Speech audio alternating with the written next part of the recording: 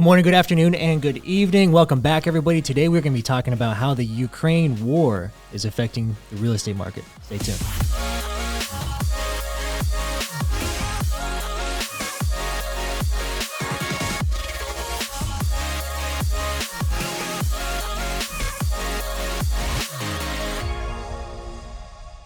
Good morning, good afternoon, and good evening, everybody. I am your host, Josh Zuniga of the Inside View Real Estate Podcast. I'm here with my amazing co-host, Carl Freund, and today we're going to talk about a very exciting topic. I'm pretty sure everybody's been wanting to know some news on it and want to get our feedback on what we think of how the Ukraine war is affecting the real estate market here in 2022. Now, obviously, it's a complete shock. Our hearts goes out to the families, and everybody that's, part of the Ukraine war and the efforts to obviously postpone or even stop what's going on there from Russia. But I know, Carl, you've experienced, even like the attacks on 9/11. I'm not going to say that's somewhat some of an instance of what we're experiencing now, but you can see how the real estate market can relate, and also the stock market significantly, what we've seen over the past few weeks. Now, give me your insight, because I know that was kind of like a black swan event that happened, and we'll talk more about that, just over how many years ago now?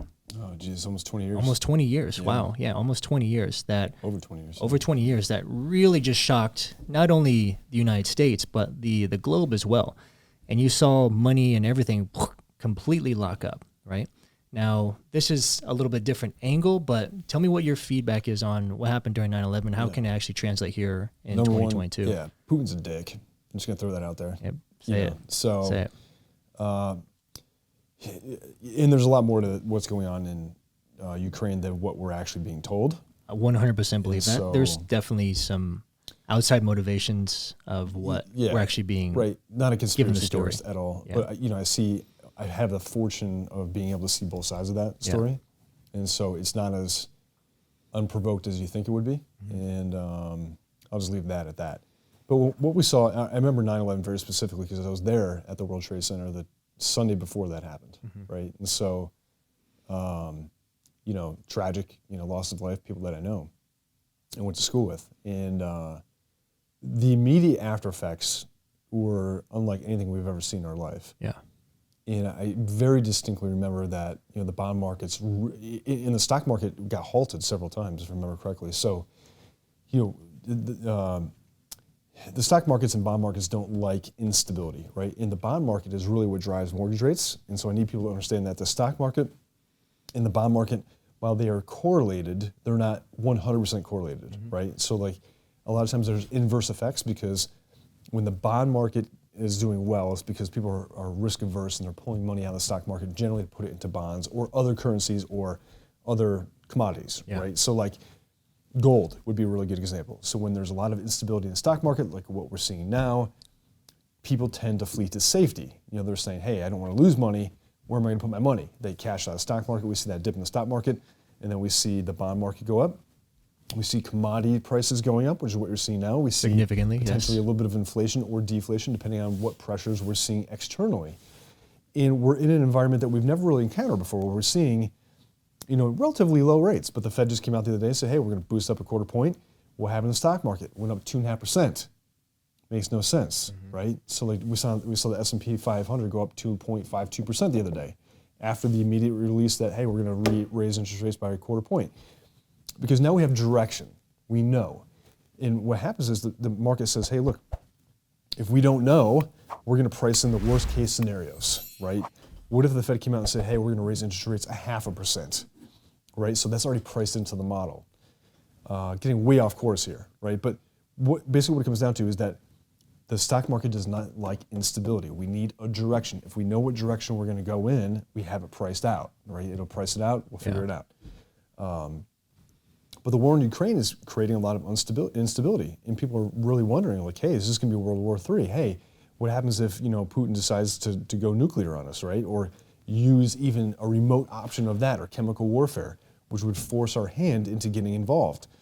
We're already seeing shipments of weapons to Ukraine, which we promised Russia that we would not do. We're getting a lot of pressure from the outside world to put Ukraine into NATO, which we said we wouldn't do. So there's a lot of things that are going on behind the scenes, and Putin has only a couple of requests.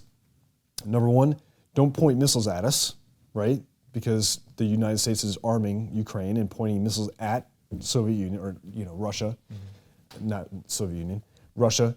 And so think about it from a reverse point of view.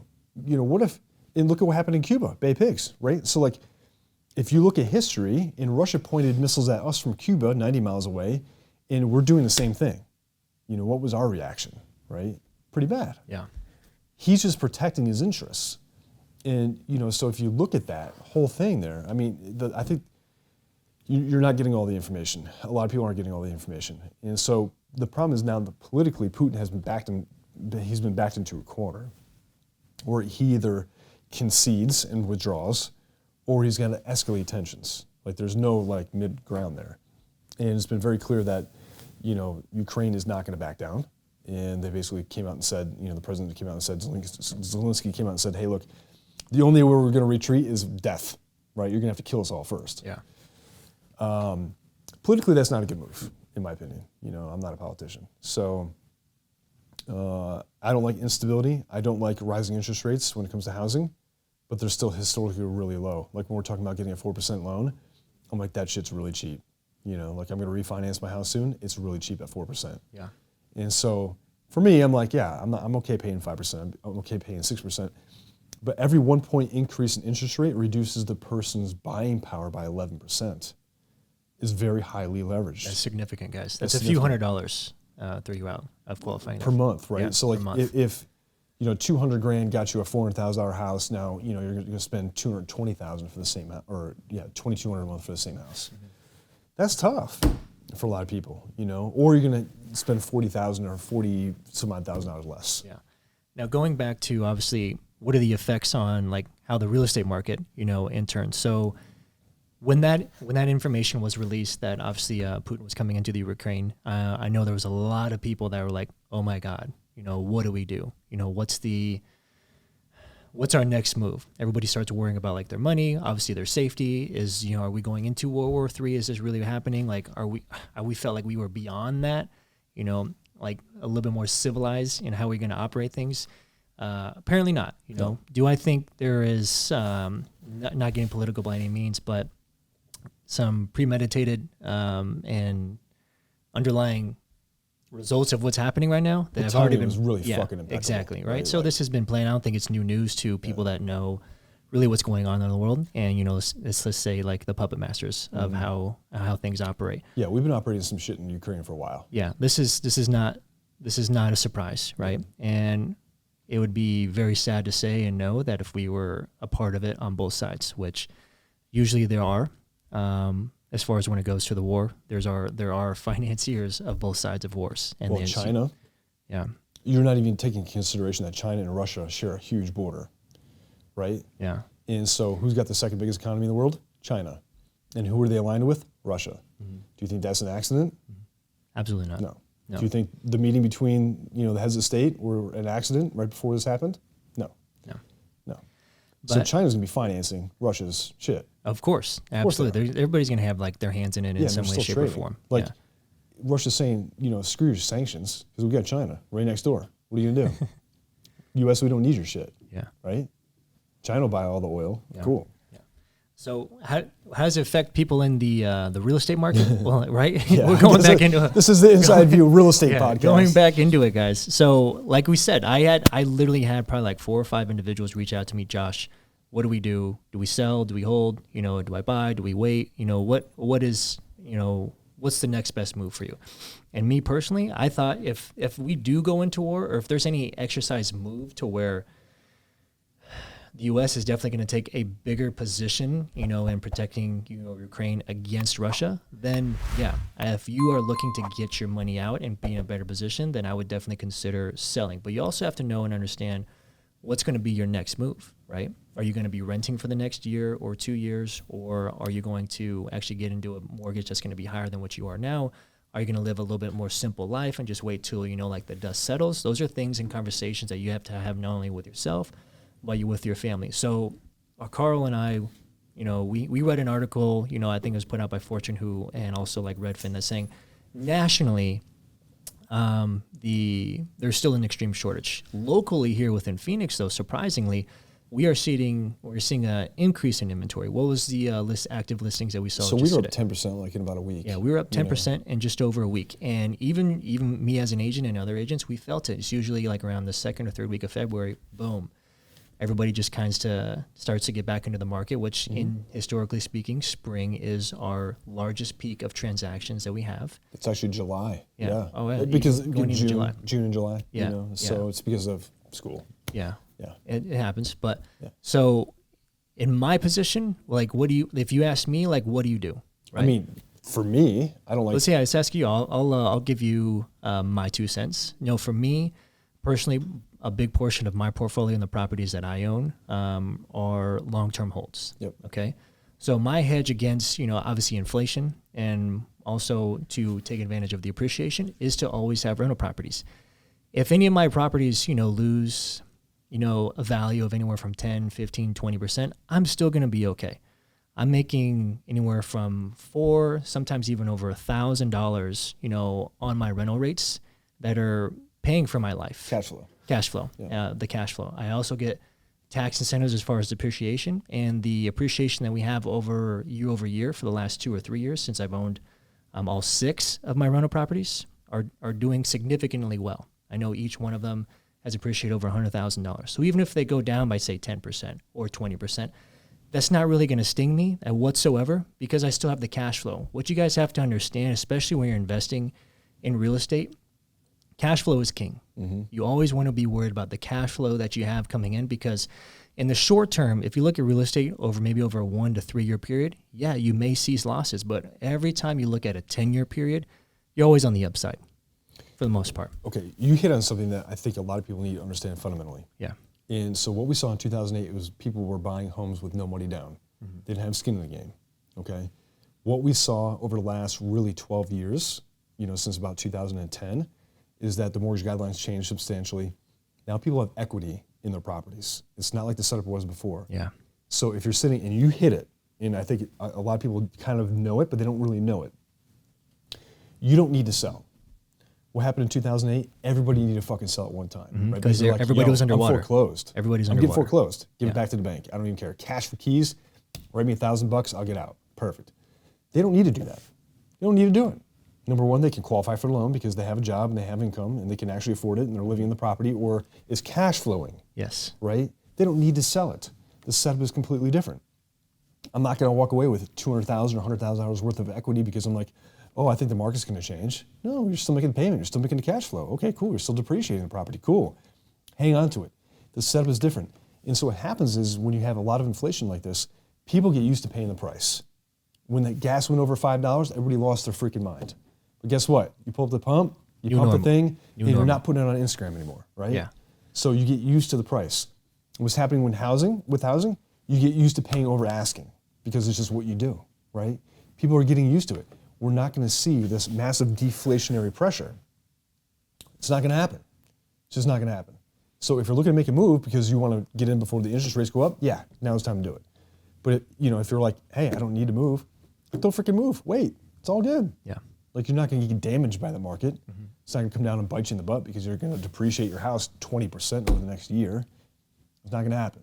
So, it is what it is. Yeah. And if you're on the buy side, I had probably 4 individuals reach out to me, or I touched base with them again in the beginning of January. I was like, hey, I know you said you wanted to wait until 2022 to see what the next move you were going to make.